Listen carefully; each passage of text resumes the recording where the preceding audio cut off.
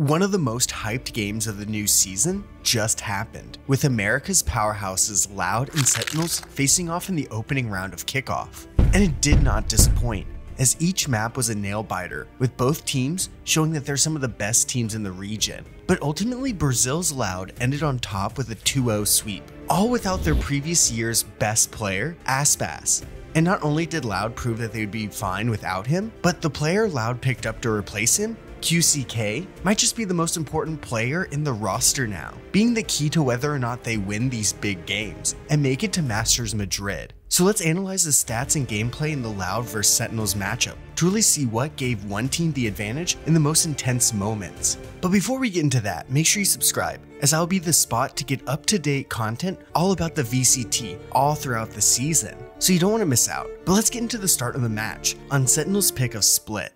And at the beginning, Loud looked sloppy, with 2 of the first 4 rounds being lost on their attacking side, just because they lost sight of the spike on the post plant, giving up 2 sneaky defuses to keep it close, which was just enough for Zekken and Tens to come alive, as they're able to rake up the multi-kills on the defense, with the biggest difference between the teams being the performances of their entries, with QCK looking outclassed on his first big matchup with the squad, looking already like he had no chance to fit Aspas' shoes, with him going 0-6 for first kills and deaths. That's half of the rounds seeing him exit first. They were able to keep it close thanks to 2 full buy round wins, one of them from a clutch ace from Kawenzine.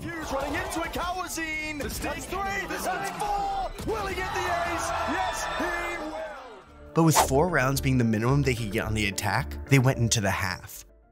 But with them changing sides, also came alive their key player to their plans, QCK. They first win the pistol off a crazy body block from Les to keep the map alive. On the bonus, they use their lower firepower to their advantage, as they first push mid quickly with the heating up QCK, who just got 2 kills on the eco to boost his confidence. With this push, they force Sentinels back, and given information that Sentinels will most likely push through A, since they have no space anywhere else. This allows Kawenzine and Les to be ready to get a headshot through the Viper wall. But what is most impressive is how fast QCK and Tuez is able to rotate to heaven to relieve some of the pressure on Les, who's alone on site, saving him to be able to take out Saucy, with Sawduck to end the round with the judge. And with the super fluid map movement by Loud, they were able to take a critical bonus from Sentinels, which they were able to move into a lead. But after getting that lead, Sentinels started to be able to right the ship, winning 3 rounds in a row to push Loud to the edge, leading 11-9. But Loud, off the back of an insane play by their IGL Sawduck, were able to move it to 11-10, with round 22 being a huge swing round for either team who gets it. Loud starts this pivotal round by fault lining Garage to ensure they're able to take the space. Luckily for Sentinels, they were planning on hitting A, as they carefully take space on that side of the map.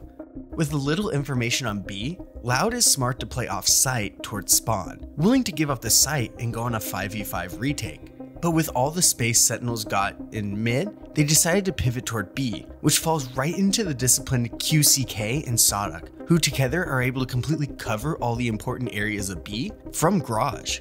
QCK is able to get his 4th first kill of the half, which is a drastic change from how he played on the attack.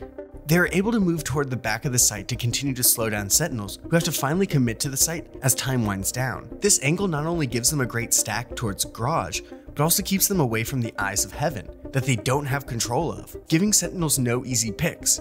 And since Sentinels didn't clear all of sight before they decided to plant, it gives Sawduck 2 easy sprays to give this round to Loud. And with that win, they were able to swing it to 2 more rounds off of tough 2v1s to take Sentinels' map pick a split. On Ascent, they started slow yet again on the attack, with QCK on the unique pick of Phoenix, which didn't look the best, as Saucy and Sova went a crazy 20 kills, with 6 of those rounds being multi-kills. But even with that heroic performance, Loud's comp looked to be deadly, as the team's utility just seemed oppressive against Sentinels, with round 9 being the best example of this. With them in a broken buy with only 2 rifles, they needed this win in order to keep Sentinels from running away with the half. And with them leaning toward A, they're well aware of the possibility of the classic KO and Omen flash combo, and they were able to guess right to counter this with their own stun and Phoenix Molly, which eviscerated Zelsis before he's able to really do anything, giving them the first blood without really firing any shots. But here is how this comp really succeeds. With the addition of Phoenix over Jett, Phoenix gets 2 additional flashes that, in combination with a Breach who has 2 flashes and a stun, KO who has 2 flashes, and lastly Omen who has 1 flash, there are almost an unlimited amount of flashes to get easy picks as well as completely halt a defensive retake, slowly draining time as the spike ticks down. And here we see a masterclass of this. First with TenZ being Omen flashed out of his position right into the Breach stun, not allowing TenZ to help out the peeking Zekken who is eliminated on Heaven. TenZ is completely overwhelmed on site, giving them an easy plant, converting the round with very little gunfights, with their flashes winning them the round when they had a lower buy. Sen did go into the half with the lead at 7-5, but just like on Split, Loud's key player showed up on the defense as he played off his team well, utilizing the cheap Phoenix ult to give his team the information they needed in critical rounds. And throughout the successful retakes that allowed Loud to bring the game back and take the lead, it was clear how different Loud is now that they've transitioned from Aspas to QCK, and it changed everything for them.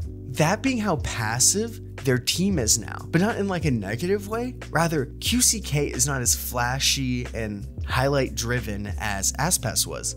QCK is more content with just letting the other team run into him, allowing him to get a frag and pull back without having to do crazy flicks like Aspas would. This leads Loud to rely more on clearing space and rotating when they get the right information, rather than having Les and Aspas just frag out as much. This style of play continued to work for them on the defensive side of Ascent, winning the last 6 rounds to win the map 13-9 and the series 2-0, putting them 1 away from winning the group and putting them inches away from Masters Madrid. So comparing each team's entry player, it's clear how much their team's performance relied on them, with the highest ACS on their teams. QCK was also able to edge Zekken out as well in CAS and the head-to-head kills, as when QCK saw Zekken after the first half of Split, he consistently clicked his head, shutting down Sentinel's attacks along the way. But Zekken did play good on his own right, as he gave his team all the chances to win, with 11 first kills to his name, the highest on the server.